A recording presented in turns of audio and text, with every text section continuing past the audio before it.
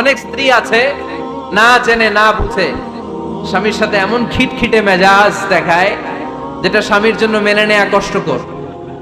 আমি একটা জরিপে পড়েছি, পৃথিবীর অনেক স্বামী স্ত্রীর কারণে হার্ট অ্যাটাক করে মারা যায়। আছে না নাই? এই তো ভুক্তভোগী পাওয়া গেছে। স্বামীর জন্য একটা ত্রাস হয়ে দাঁড়ায় স্ত্রী, ত্রাস। অনেক স্বামী আছে স্ত্রীর এরকম আচরণের কারণে, অতিরিক্ত প্রেসার ক্রিয়েট করার কারণে স্ত্রীদেরকে ভয় পায়। অবশ্য নীলফামারীর কোন স্বামী তার স্ত্রীরে ভয় পায় না। ভয় পায়? স্ত্রীরে ভয় পান কে কে দেখি?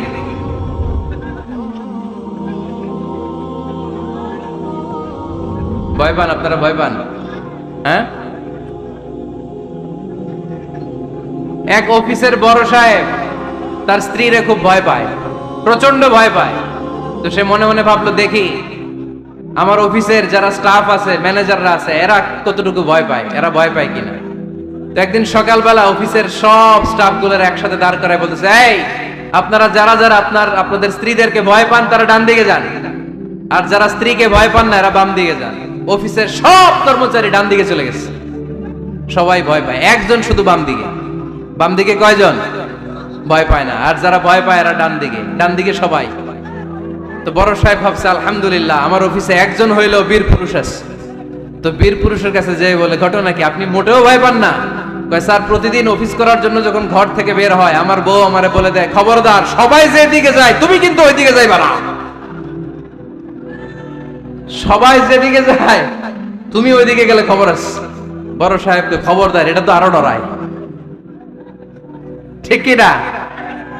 এজন্য বোনদেরকে বলবো, লিতাসকুনু ইলাইহা, এমন ভাবে আপনি আপনার স্বামীর সামনে নিজেকে প্রেজেন্ট করেন যাকে আপনাকে দেখলে আপনার স্বামীর চোখ জুড়িয়ে যায়, হৃদয়টা প্রশান্ত হয়ে যায়, আপনাকে দেখলেই আপনাকে ভালোবাসতে মনে চায়, ঠিক কিনা?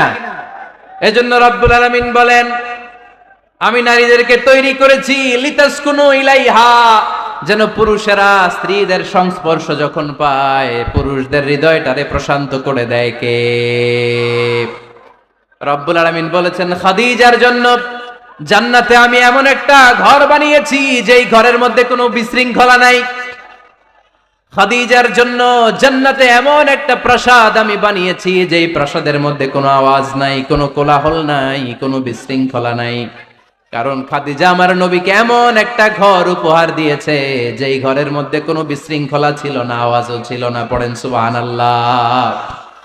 আল্লাহ রাসূল যখন সারাদিন কাফেরদের মাঝে কোরআনের দাওয়াত দিতেন, কোলাহল মারামারি জীবনের ঝুঁকি নিয়ে মক্কার কুরাইশদের মাঝে যখন দাওয়াত দিতেন, সব বিশৃঙ্খলা ঝামেলা গোলমাল শেষ করে রাতের বেলায় যখন খাদিজার ঘরে বিশ্বনবী ঢুকতেন, বিশ্বনবীর হৃদয়টারে প্রশান্ত করে দিত কে?